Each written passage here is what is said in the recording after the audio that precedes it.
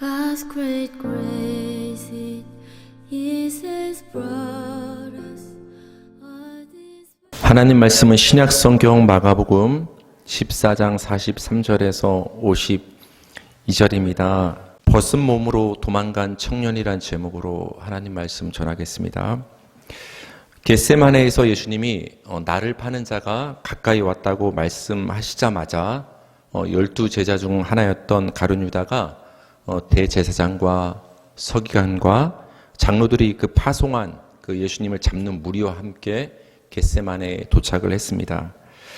그들은 중무장을 하고 왔습니다. 검과 몽치를 가지고 왔는데, 검이라는 것은 조금 짧은 칼을 가리키고 몽치는 한마디로 곤봉, 나무로 만든 어떤 막대기를 의미합니다. 44절에서 46절입니다. 예수를 파는 자가 이미 그들과 군호를 짜 이르되 내가 입맞추는 자가 그이니 그를 잡아 단단히 끌어가라 하였는지라. 이에 와서 곧 예수께 나와 랍비여 하고 입을 맞추니 그들이 예수께 손을 대어 잡거는. 예수를 파는 자, 즉 가룟 유다가 함께 온 자들과 이미 군호를 짰습니다. 군호는 쉽게 말하면 어떤 시그널, 표시가 되는 암호를 말하는데, 사전에 동의를 해서 내가 이런 몸짓을 하고 이런 행동을 하면 이런 의미야 라고 서로 알아볼 수 있게 사전에 짠 어떤 암호를 군호라고 합니다. 그러니까 가룟 유다는 예수님을 잡으러 오기 전에 그 무리와 사전에 이미 어떤 행동과 몸짓을 하면 이것을 보고서 행동하라고 치밀하게 계획을 짰다는 것이죠. 그들이 짠 군호는 다름 아닌 입맞춤이라는 군호였어요. 가룟 유다가 예수님께 문안을 드리고 입맞춤을 하면 그 입맞춤을 하는 그 사람이 예수니까 그때 너희가 예수를 알아보고 놓치지 않게 단단히 붙잡아 가라고 이렇게 서로 계획을 했습니다. 여러분, 그 당시 밤은 굉장히 깜깜했어요. 오늘날 밤이야 이렇게 조명이 굉장히 잘 발달을 했기 때문에 밤이 밤 같지 않은 시대를 살고 있지만, 우리가 시골만 가도 굉장히 밤에 어둡지 않습니까? 더군다나 여러분, 2000년 전 예수님 그 시대 때 겟세마네 그 산중이라면 얼마나 어둡겠어요. 앞도 안 보였을 거예요. 달이 안 떴다면은. 그 예수님을 잡으러 온 무리들이 예수님을 잡기가 사실은 쉽지 않았어요. 그렇죠? 물체가 잘 보이지도 않았고, 어떤 사람 비슷한 어떤 형상이 보였을지라도 누가 예수님인지도 알아보기도 힘들었을 것이고, 예수가 누군지 알았을지라도 잡기 힘든 상황이었단 말이에요. 그렇기 때문에 가룟 유다와 함께 온 자들은 미리 군호를 짜서 확실하게 예수님을 잡기 위해서 입맞춤을 하는 동시에 예수님을 잡으라고 지금 계획을 짠 모습을 우리에게 보여주고 있습니다. 짜여진 군호대로 가룟 유다가 예수님께 와서 선생님 하고 문안을 드리고 입맞춤을 합니다. 원래 입맞춤은 존경과 환대와 애정의 표시인데 이때는 배신의 입맞춤이 되겠죠. 가룟 유다가 예수님께 입맞춤을 하자 함께 군호를 짰던 무리가 예수님을 꽉 붙잡았습니다. 47절에서 49절입니다. 제가 읽어드릴게요. 곁에 서 있는 자 중에 한 사람이 칼을 빼어 대제사장의 종을 쳐 그 귀를 떨어뜨리니라. 예수께서 무리에게 말씀하여 이르시되 너희가 강도를 잡는 것 같이 검과 몽치를 가지고 나를 잡으러 나왔느냐. 내가 날마다 너희와 함께 성전에 있으면서 가르쳤을 때 너희가 나를 잡지 아니하였도다. 그러나 이는 성경을 이루려 함이니라 하시더라.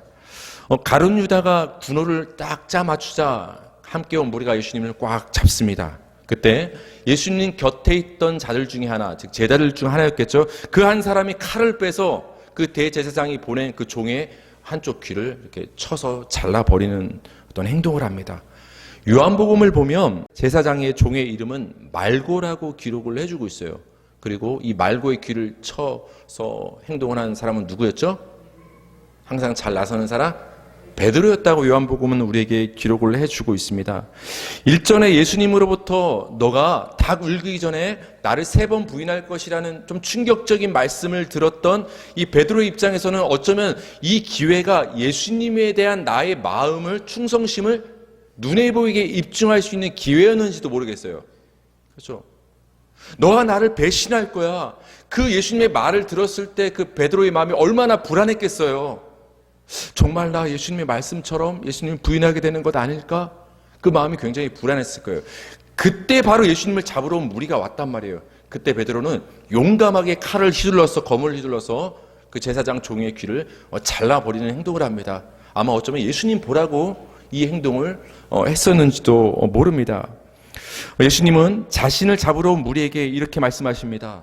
아니, 평소에 잡기 쉬운 때 날마다 성전에서 가르치고 내가 너희와 함께 있을 때는 나를 그냥 내버려 두더니 왜 갑자기 검과 뭉치를 잡고 강도를 잡는 것처럼, 마치 죄인을 잡는 것처럼 나를 이렇게 잡으러 오느냐 라고 예수님께서 그들에게 말씀하시면서, 그렇지만 이런 일들이 벌어지는 것은 성경을 이루기 위함이라고 예수님께서 말씀을 하십니다. 여러분, 가룟 유다가 데리고 온 무리에게 이렇게 순순히 붙잡히는 예수님의 모습은 굉장히 무력해 보입니다. 그전까지 보이던 어떤 이적을 행하던, 어떤 표적을 행하던, 능력을 행하던 그 예수님의 그 힘 있는 모습과는 굉장히 상반되는 무력한 모습, 인간의 모습을 지금 잡혀가는 모습을 통해서 우리에게 보여주고 있어요. 그러나 여러분, 예수님은 힘이 없어서 붙잡히신 것이 아니라 힘이 있지만 붙잡히셨다는 것을 우리는 알 필요가 있어요. 요한복음 18장 4절에서 5절입니다. 우리 다 같이 읽겠습니다. 시작. 예수께서 그 당할 일을 다 하시고 나아가 이르시되 너희가 누구를 찾느냐? 대답하되 나사렛 예수라 하거늘 이르시되 내가 그니라 하시니라. 그를 파는 유다도 그들과 함께 섰더라. 요한복음 기록을 보면 조금 다른 내용이 기록되어 있는데, 예수님을 잡으러 온 무리에게 예수님이 이렇게 말씀하십니다. 너희가 누구를 찾느냐? 그러니까 우리가 예수를 찾으러 왔다, 이렇게 무리가 말을 합니다. 그때 예수님이 답변을 하십니다. 내가 그다. 내가 그 사람이다. 너희가 잡으러 온 그 사람이 나다. 예수님이 직접 대놓고 말씀하시니까 그 무리들이 조금 약간 깜짝 놀랍니다. 그러니까 예수님이 다시 한번 말씀하십니다. 내가 그다. 한마디로 나를 잡아가면 된다고 예수님께서 말씀을 하시는 거예요. 여러분, 예수님이 잡힐 생각이 없었다면 여러분 어떻게 했을까요? 그 캄캄한 밤에 형상도 알아보기 힘든 그 옛날 고대의 그 산속 밤에 예수님이 슬그머니 그 소란스러워졌을 때 뒤로 빠져나가셨으면 되는 거예요. 그럼 예수님을 잡기 힘들었을지 몰라요. 근데 예수님은 내가 그다. 너희가 잡으러 온 그 사람이 나다라고 분명히 그 정체와 신분을 밝히시면서 순순히 잡혀가기 위해서 말씀을 하시는 모습을 보여줬습니다. 우리 마태복음 26장 50절 다 같이 시작. 예수께서 이르시되 친구여 네가 무엇을 하려고 왔는지 행하라 하신대. 또 마태복음을 보면 다른 기록이 정황이 담겨 있는데, 가룟 유다가 군호대로 예수님께 입을 맞췄을 때 저라면 한 소리 해줬을 것 같아요. 딴 사람도 아니고 네가 어떻게 이럴 수 있느냐. 여러분 굉장히 배신감을 느꼈을 거예요. 왜 그래요? 예수님은 하나님인 동시에 우리와 성정이 똑같은 인간이었단 말이에요. 이런 가룟 유다의 배신의 입맞춤에 배신감을 느끼지 않을 사람이 어디 있겠습니까? 근데 그 순간 예수님은 이렇게 말합니다. 친구여, 네가 지금 하려고 있는 일을 행하라. 여러분, 지금 가룟 유다가 하려고 하는 일이 뭐예요? 예수를 팔아넘기는 일, 예수를 그 대제사장과 유대인들 무리에게 넘기는 일, 그 십자가 죽음의 길로 예수를 넘겨버리는 그 일을, 네가 지금 하려고 하는 그 행동을 그냥 하라. 지금 예수님이 지금 거부하고 있습니까? 아니면 받아들이고 있습니까? 받아들이고 있는 거죠. 예수님은 굉장히 지금 순순히 받아들이고 있습니다. 우리 마태복음 26장 53절에서 54절입니다. 시작. 너는 내가 내 아버지께 구하여 지금 12군단 더 되는 천사를 보내시게 할 수 없는 줄로 아느냐. 내가 만일 그렇게 하면 이런 일이 있으리라 한 성경이 어떻게 이루어지겠느냐 하시더라. 아멘. 가룟 유다가 데리고 온 그 무리가 예수님을 꽉 잡으려고 하자 칼로 이렇게 베드로가 그들의 귀를 내려쳤죠. 그때 예수님께서 그 베드로를 말리십니다. 물론 이제 치료한 사건도 기록이 되어 있는데 말리시면서 칼을 도로 집어넣어라. 그러면서 예수님께서 하신 말씀이 이거예요. 내가 지금 아버지께, 즉 아버지 하나님께 내가 간구해서 12군단 더 되는 천사를 동원할 수 없겠느냐. 이 말은 뭐예요? 나는 12군단이나 되는 대규모 천사, 여러분 이거 숫자로 환산하면 6, 7만 명 되는 거예요. 물론 천사를 명으로 세야 되는지 모르겠지만 6, 7만 정도 되는 그 천사의 대규모의 천사 군단을 예수님이 지금 동원할 권세와 능력이 있으시다라는 거예요. 사실 천사 한 명만 동원해도 그 무리를 막을 수 있는 거 아닙니까? 근데 여러분, 몇만 명의 그 군단 천사를 예수님이 동원하신다면 예수님을 잡으러 온 그 무리들을 싹 쓸어버릴 수 있는 거예요. 그럴 힘이 있으신 예수님인 거예요. 근데 예수님 말씀하시는 거예요. 반문하시는 거죠. 내가 동원할 수 없겠느냐? 난 할 수 있는 능력이 있다. 그런데 나는 그 능력이 있는데도 나는 지금 그 능력을 안 쓰고 있는 거다. 왜? 내가 만약 내 능력을 지금 발휘해서 저들을 쓸어버리고 내가 잡히지 않는다면 성경에서 이런 일이 벌어진다고 하는 그 약속이 어떻게 이루어질 수 있겠느냐? 뒤집어 말하면 성경에서 말한 그 내용들을, 즉 하나님의 뜻을 이루기 위해서 내가 내 힘을 지금 내려놓는다고 지금 예수님께서 말씀을 해주시는 거예요. 그러니까 여러분, 예수님은 힘이 없어서 순순히 잡히신 것이 아니라 힘이 있지만 자기 힘을 내려놓고 그 성경을 이루기 위해서, 그 하나님의 뜻을 이루기 위해서 그 일전에 겟세마네에서 그런 기도를 하셨기 때문에 지금 순순히 잡혀가시는 그 상황 속에서 순종하고 있는 모습을 보여주고 있다는 거예요. 여러분, 우리는 어떻습니까? 우리는 우리가 원하는 바를 이루기 위해서 하나님께 우리는 능력을 주세요. 하나님께 능력을 구합니다. 그래요, 우리는 능력을 구할 수 있죠. 근데 그 능력을 구하는 이유가 뭐냐는 거죠.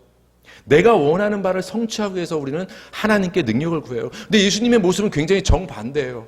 하나님이 원하는 바를 이루기 위해서 예수님은 지금 그 능력을 내려놓아요. 근데 우리는 내가 원하는 바를 이루기 위해서 능력을 구하는 모습을 보일 때가 너무나 많다라는 거예요. 여러분, 우리 성도는 손해를 볼 수 있는 상황이라도 내가 그리스도임을 밝혀야 할 때가 있는 거예요. 여러분, 세상 가운데서 나는 그리스도인입니다, 나는 성도입니다, 당당히 밝히시기 바랍니다. 예수님을 잡으러 왔을 때 도망갈 수 있는 상황 속에서 내가 그다라고 밝히신 그 예수님처럼 우리는 피해를 볼 수 있는 상황 속에서도 하나님의 그 영광과 뜻을 이루게 하기 위해서 성도의 삶을 사는 우리는 당당하게 나는 예수를 믿습니다라고 밝힐 수 있어야 되는 것입니다. 지금 여러분에게 일어나는 고난의 상황을 우리는 받아들여야 할 때도 있는 거예요. 예수님이 그 상황을 받아들인 것처럼. 그래서 우리는 그렇게 기도할 수도 있어야 되는 거예요. 하나님이 미리 고난을 막아주시는 은혜를 주시는 것도 감사한 일이지만 하나님, 내게 닥친 이 고난과 이 순간을 받아들이고 감내할 수 있는 믿음을 주시옵소서. 예수님이 그 옛날 겟세마네 동산에서 힘이 있으심에도 불구하고 그 고난의 상황이 닥쳤을 때 그것을 외면하지 않고 순순히 받아들인 것처럼 이것이 하나님의 뜻이라면 이 상황을 받아들일 수 있는 그 마음을 내게 허락하여 주십시오라고 우리는 기도할 수 있어야 된다라는 거예요. 하나님의 뜻을 이루기 위해서는, 나를 향한 그 성도를 향한 하나님의 뜻을 이루기 위해서는 하나님이 이 허락하신 환경에 순응할 수 있는, 순종할 수 있는 믿음을 내게 주십시오라고 기도할 수 있는 그 믿음이 우리 모두에게 주어지기를 바랍니다. 우리 마지막으로 50절에서 52절인데요. 우리 다 같이 읽어보겠습니다. 시작. 제자들이 다 예수를 버리고 도망하니라. 한 청년이 벗은 몸에 배 혼니볼을 두르고 예수를 따라가다가 무리에게 잡힘에 배 혼니볼을 버리고 벗은 몸으로 도망하니라. 아멘.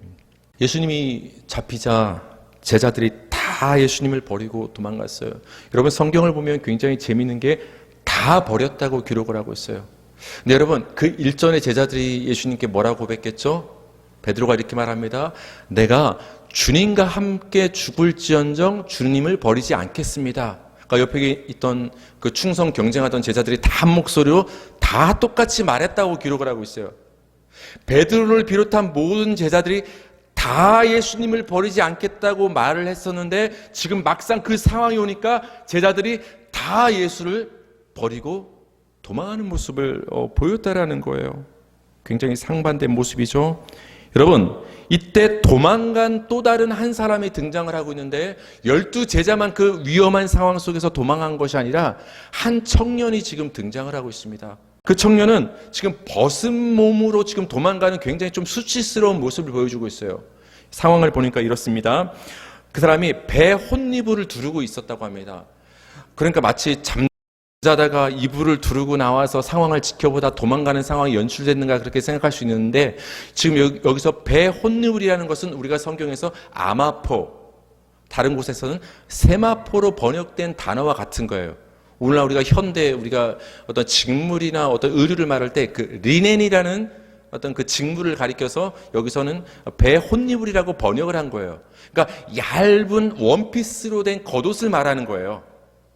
한 젊은 청년이 얇은 긴 옷을 입고서 예수님을 이렇게 따라간 거예요. 왜 따라갔겠어요? 예수님을 믿기는 믿는 사람인데 지금 예수님이 잡혀가는 사람을 목도한 거예요. 그러니까 자신도 앞장서면은 굉장히 위험한 상황에 닥칠 수 있으니까 따라붙지는 못하고 뒤에서 슬금슬금 따라가는 거예요. 그때 이 청년이 붙잡힙니다. 붙잡히자마자 이 청년이 어떻게 행동을 합니까? 바로 그 옷을 벗어 던집니다. 벗어 던지면 그 안에 어떤 몸이 나옵니까? 벗은 몸이 나오는 거예요. 왜 옷을 벗어 던졌을까요? 안 잡히려고. 목숨을 건지기 위해서 그 옷이 벗겨진 채로 도망을 하게 됩니다. 과연 이 벗은 몸으로 도망한 청년이 정체가 누구냐에 대해서 굉장한 논쟁과 연구가 많습니다. 일전에 예수님께 와서 어떻게 하면 내가 영생을 얻을 수 있냐고 질문했던 그 부자 청년이 아마 이 벗은 몸으로 도망간 청년일지도 모른다. 아니다. 어쩌면 예수님이 사랑하시는 제자라고 불렸던 사도 요한일 수도 있다. 아니다. 예수님의 그 육신의 동생이었던 그 형제 야고보일 수도 있다. 아니다. 마가복음 성경을 기록한 그 청년, 그 마가가 바로 이 벗은 몸으로 도망간 청년의 정체일 수 있다. 뭐 이런 여러 가지 논쟁들을 합니다. 그러나 여러분, 역사적으로 이 청년이 실제적으로 어떤 인물을 가리켰느냐는 중요하지 않아요. 그렇죠? 우리 성경을 볼 때 그 역사적인 인물이 의미하는 바, 그 인물을 통해서 하나님이 우리에게 말씀하시고자 하는 바를 우리는 들을 필요가 있다는 거예요. 여기서 중요한 것은 여러분 무엇이냐? 벗은 몸으로 도망했다는 사실이 중요한 거예요.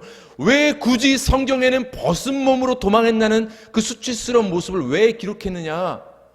하나님께서는 그 벗은 몸을 통해서 우리에게 뭔가를 말씀하시기를 원하시는구나를 우리는 깨달으면 된다라는 거예요. 아담과 그 아내 하와는 벌거벗은 몸이었어요. 여러분, 벌거벗은 모습이 정상입니까? 벌거벗은 모습은 정상이 아니에요. 항상 제가 말씀을 드립니다. 저 그 옛날 태초에 때묻지 않은 모습으로 아담과 하와가 타락하기 전에 벗은 몸으로 활개치며 에덴 동산을 거닐었으니까 원래는 벗고 다니는 게 그게 자연스러운 인간의 원래 모습이다. 그러니까 우리도 천국 가면 다 벗고 다닐지도 모른다. 저는 천국 가서 벗고 다니는 천국이면 굉장히 좀 부끄러울 것 같은데. 근데 여러분, 벌거벗은 것은 정상이 아니에요. 벌거벗은 것은 부끄러운 상태, 연약한 상태, 죄의 상태를 의미하는 거예요. 벌거벗었다, 그것은 연약하다, 수치스럽다, 부끄럽다, 죄인이다를 표현하는 단어가 성경에서는 벌거벗었다라고 얘기를 하는 거예요. 그렇기 때문에 하나님은 아담과 하와에게 가죽옷을 해 입히셔서 그의 부끄러움을 가려주신 거예요. 벌거벗은 채 내버려 두신 것이 아니라 가죽옷의 희생을 통해서 그의 부끄러움을 하나님께서는 가려주셨다라는 거예요. 부끄러움을 가리는 게 정상인 거예요, 여러분. 여러분, 요한계시록에 등장하는 성도는 예수님의 신부로 등장을 합니다. 그때 하나님께서 그 예수님의 신부인 그 성도들에게 어떤 옷을 입혀주시죠? 오늘 본문에서 보면 이 청년이 벗겨진 그 옷의 소재하고 굉장히 같아요. 하나님께서 그 성도들에게 세마포 옷을 입혀주시고, 여러분, 우리 세마포 옷을 입혀주신다 이 말 많이 듣잖아요. 하나님 우리 성도들에게 세마포 옷을 입혀주시는 거예요.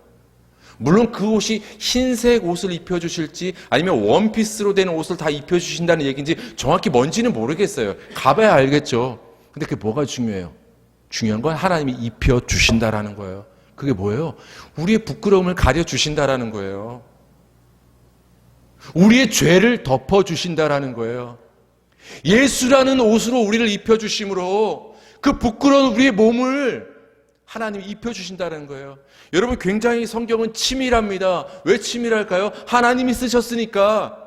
한치의 오차도 없는 게 성경인 줄 믿으시기 바랍니다. 성경의 첫 장 창세기에서 벗은 몸으로 등장했던 아담과 하와가 요한계시록에서는 세마포 옷을 입는 모습으로 드라마가 끝나는 거예요. 그렇죠. 벗은 몸으로 등장했던 인간이 요한계시록 성경의 끝에서 세마포 옷을 입는 장면으로 끝나는 거예요. 아, 그렇다면 성경의 역사는, 인류의 역사는, 성도의 일생은 그 벗은 몸을 옷 입는 과정이 우리 신앙생활이구나. 이 옷을 통해서도 우리는 알 수가 있는 거예요. 근데 오늘 여러분, 본문에 지금 누가 등장을 했죠? 잡히자마자 목숨 건지기 위해서 그 옷을 집어던지고 벗은 몸으로 부끄럽게 도망가는 청년의 모습이라는 거예요. 여러분, 제자들이 도망가는 그 모습과 연결해서 바로 지금 벗은 몸으로 도망가는 청년의 모습을 왜 기록했을까요? 저 예수님을 배신하고 다 도망가는 저 제자들의 모습은 바로 이 청년의 모습이다, 얘기를 하는 거예요.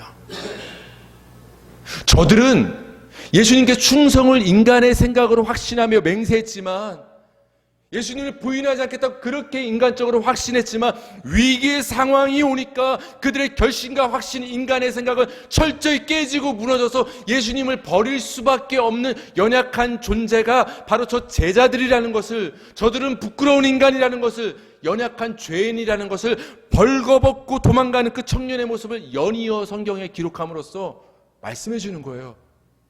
바로 그 제자와 벌거벗은 청년의 모습은 우리 인간의 모습이라는 거예요. 아까 우리가 어떻게 찬송을 불렀죠? 우리는 늘 주님을 배반하나. 우리는 늘 주님을 배반할 수밖에 없는 연약한 죄인임을 우리는 찬송을 통해서 고백하지 않았습니까? 이 청년이 우리의 모습이고 12 제자의 모습이 우리의 모습이라는 거예요.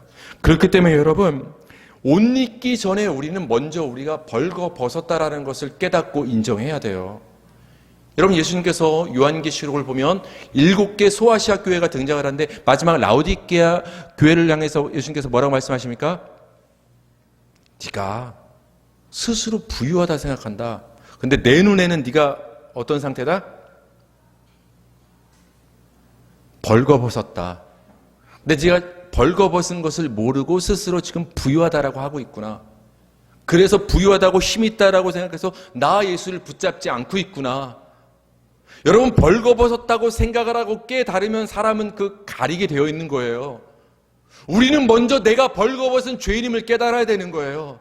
내가 벌거벗은 것을 깨달을 때 하나님께 옷을 구하게 되어 있는 거예요. 내가 죄인임을 깨달았을 때 하나님께 이 죄를 용서해 달라고 간구하게 되어 있는 거예요. 그래서 하나님께서는 우리에게 과정과 고난을 허락하시는 거예요. 겟세마네의 과정을 제자들에게 허락하신 거예요.